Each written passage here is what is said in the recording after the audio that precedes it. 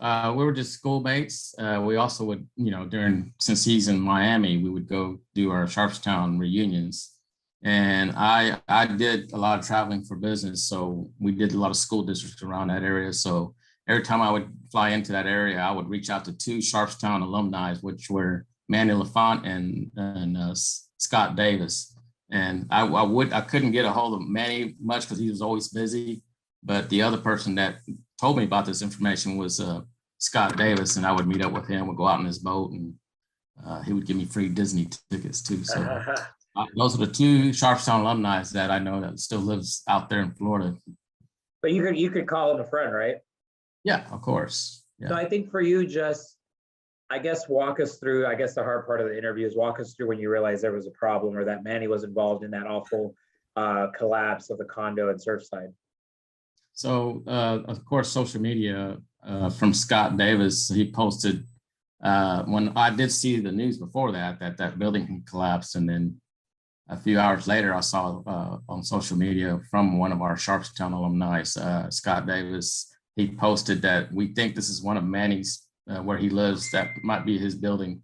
So then we all got concerned. All the Sharpstown alumni started chiming in and saying our prayers, hoping, reaching out to his ex-wife and hoping the best for his kids, his two kids. So then we just, like today, she just posted something, on social media, just trying to plead to everybody to please send prayers to him. So we're supposed to be meeting tonight, all our Sharpstown class 85 and some other Sharpstown alumni to meet at a certain place to actually just comfort each other basically through this.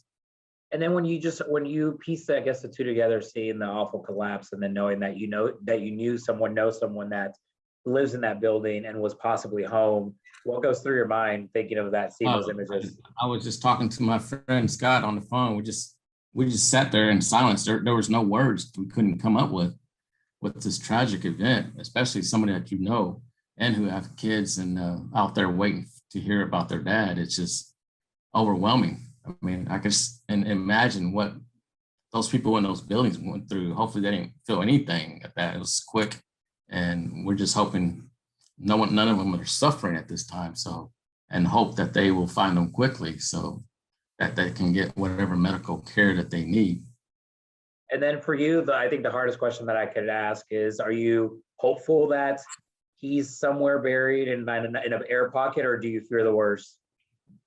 I'm keeping that faith, but also in the back end, fearing for the worst and trying to cope with that with our other Sharpstown alumni.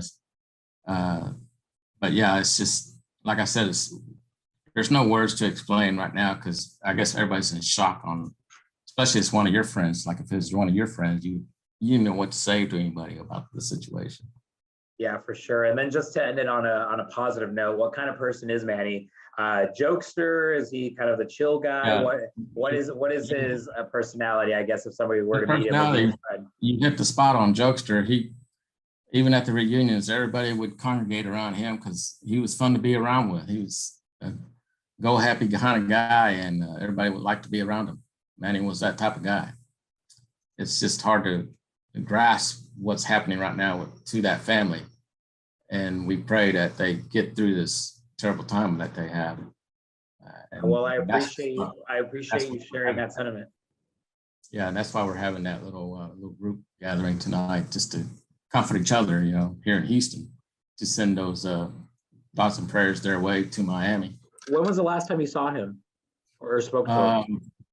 Well, last time I spoke to him was when we did my last school. We did some schools around there. I called him and he said, "Hey, if I have time, I'll meet up with you guys." But never got to meet me. That was probably, I would say, about 3 or 4 years ago. So, yeah. Like I said, every time I fly into Florida, I reach out to one of those two.